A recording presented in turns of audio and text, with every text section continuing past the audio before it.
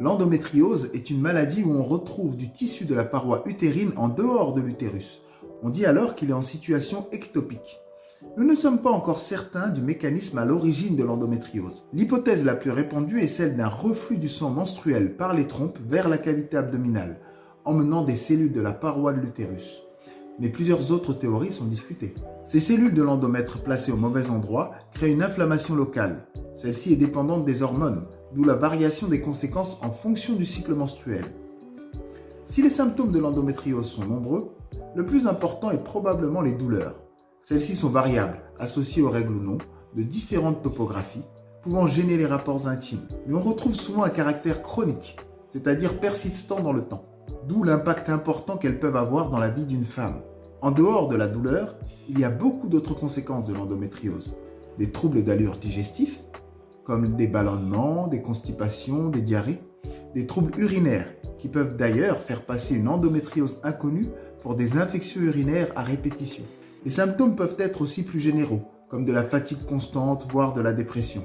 Il y a aussi l'implication de l'endométriose dans certaines formes d'infertilité. L'endométriose touche entre 1,5 et 2,5 millions de femmes en France, soit près de 10% de celles en âge d'avoir un enfant. Et il est probable que ce chiffre soit minoré, car le diagnostic est difficile.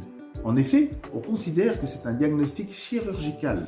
On va donc rechercher des lésions mal placées lors d'une intervention de l'abdomen et on va les étudier en laboratoire. Heureusement, de plus en plus, l'imagerie permet de faire le diagnostic de façon moins invasive. L'échographie pelvienne et surtout l'IRM permettent de donner une réponse à la patiente concernant la cause de ces troubles. Un point très important concernant l'endométriose est d'y penser. Devant des symptômes aussi variés, il n'est pas rare de voir des femmes en errance diagnostique pendant des années avant que l'on pense à rechercher cette maladie. Le travail fait par les médecins gynécologues ainsi que les associations de patientes, en rendant la maladie plus visible, vont dans le sens d'un meilleur diagnostic de l'endométriose. Le traitement central de l'endométriose est la chirurgie, pour retirer les lésions mal placées, responsables des symptômes importants. Il y a des médicaments hormonaux qui vont tenter de limiter l'évolution de la maladie, notamment les médicaments dits antigonadotropes. Il faut aussi prendre en compte les conséquences de la maladie, comme les antidouleurs ou bien l'assistance médicale à la procréation s'il y a une infertilité. Mais alors, qu'en penser à l'endométriose? Attention, aucun symptôme ne va prouver que l'on est atteint de l'endométriose. Mais quelques signes doivent faire consulter pour qu'on puisse la rechercher. En fait, tout signe accentué à la période des règles doit interpeller. Bien sûr, des douleurs de règles intenses, mais aussi des douleurs au rapport, des maux de ventre, voire des douleurs plus éloignées, comme des douleurs d'épaule.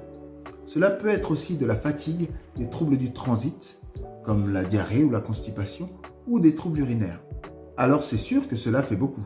Mais retenez pour faire simple, si vous avez des troubles chroniques et que l'on n'a jamais cherché l'endométriose, alors il faut probablement la dépister en s'adressant à votre gynécologue ou votre médecin traitant.